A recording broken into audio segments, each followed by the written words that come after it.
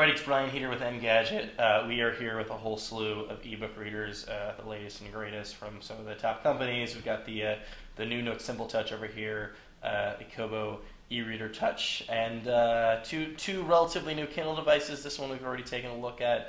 This is brand new. These are the guys that we're going to focus in on right now.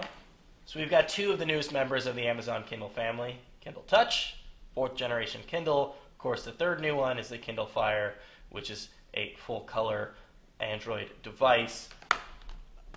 Taking a quick look at these two e-readers, look almost identical. Main aesthetic difference between the two is the row of physical buttons on the 4th generation Kindle. We've just got a single physical button on the front of the Kindle Touch. That, of course, is because you've got a touchscreen on the device. You can interact that way. With the 4th generation Kindle, you're relying on the toggle switch and the keyboard, which is actually a bit of a pain if you're doing a lot of typing on the device. One of the other main aesthetic differences is on the bottom. You can see that the Kindle Touch actually has a headphone jack.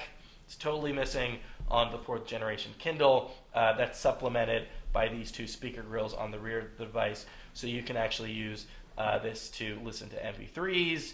You can listen to audiobooks, or you can do speech to text on this device as well. Losing some of the features is going to save you some money if you buy the 4th generation Kindle. That one actually starts at $79 for the ad-supported version, while the Kindle Touch starts at $99 for the ad-supported version. So at the center of the device is this 6-inch Pearl E-ink display, pretty much industry standard at this point. Kobo's got it, Nook's got it, all the new Sony readers have it as well, so not really exceptional there. It's also touchscreen. It's got an infrared sensor in the bezel of the device, so you can interact that way. You're going to actually do all of your interacting that way because there are only two buttons on this device, the home button and the power button. So let's fire this up and take a look. So we're going to look at a book that I just recently downloaded. This is the new Haruki Murakami. So one of the interesting things that Amazon did here was the way they actually split up the touchscreen. When you're flipping through on the book, the vast majority of the screen is actually taken up by the forward motion. So it's pretty much this entire area right here is forward. The slight side on the left is the margin. If you want to interact with the menu, you do it up with the bar on the top. The Amazon's reasoning behind this is basically that the vast majority of the page turns that you're doing with this device are going to be forward, so most of the tapping you're going to want to do is going to be in this area anyway. So, you know, they actually lost the page forward and back buttons on this device. The new Nook has page forward and back and touchscreen. Some people will miss the physical buttons.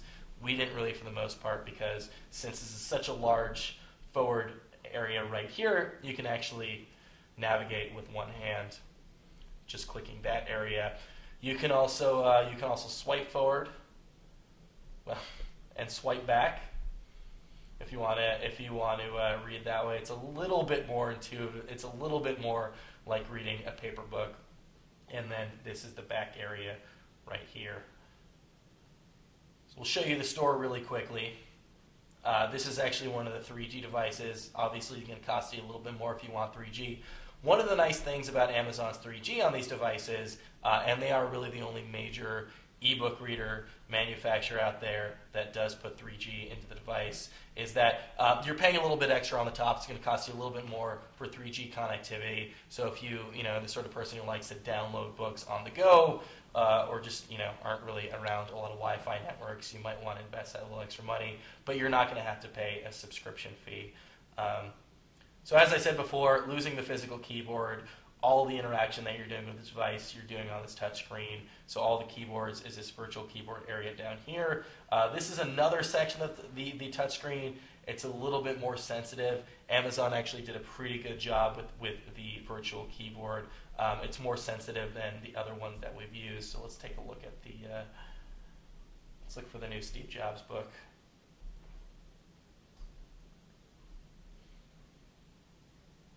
It's going to take a little bit while to load. We're on the Wi-Fi right now, not super fast in this building, but not too bad. The other thing too is that Amazon has revamped the store to be touch sensitive, so you can interact with the charts that way. But of course, we're only interested in the new Steve Jobs biography by Walter Isaacson. And I should say that when we spoke to Amazon, one of their reps was reading the Steve Jobs, so we don't feel too bad about reading an Apple book on an Amazon device. You can try a sample, or you can download it that way. It's really quickly. Once it's downloaded, it'll appear in this menu area right here. So this has all of your sample books down here. Your most recently read, it's organized that way. If you've got PDFs, it'll stick it in this area as well. And again, since this is an ad-supported version, we've got a little advertisement right there. Kind of annoying for some people, not too intrusive, but you're gonna save a good deal amount of money if you decide to go that way. We're going to show some of the Amazon calls them the experimental features on this device. For some reason, this is sort of like in an experimental ghetto. So we'll take a look at the web browser right now. Again, this has also been improved for touch. Still not great. You really don't want this to be your main web accessing device because e-ink is not the easiest thing to interact with. We're going to load Engadget right now. It's going to take a little while. It takes a while for all this to render. But if you're in a pinch, you can use it. You can scroll that way. You can look at websites. It's serviceable, but again, I wouldn't recommend this to anybody as their primary web surfing device. So also wanted to show you really quickly in the experimental area the MP3 player. This is one of the reasons why we've got the headphone jack on the bottom and the speakers on the back. You can listen to music this way. So actually, surprisingly, it's reasonably loud for an ebook reader, a little tinny. Again, not going to want to do all of your music listening on this device as well, but it's nice if you want some background music while you're reading your book. Other thing we can do is speech to text. Which was ticking off the proper fare, 2,150 yen so far. Still, the registration. And one more thing I wanted to show you in here is this new X-ray feature, which is it's a really cool way of interacting with the book. So you can search by character.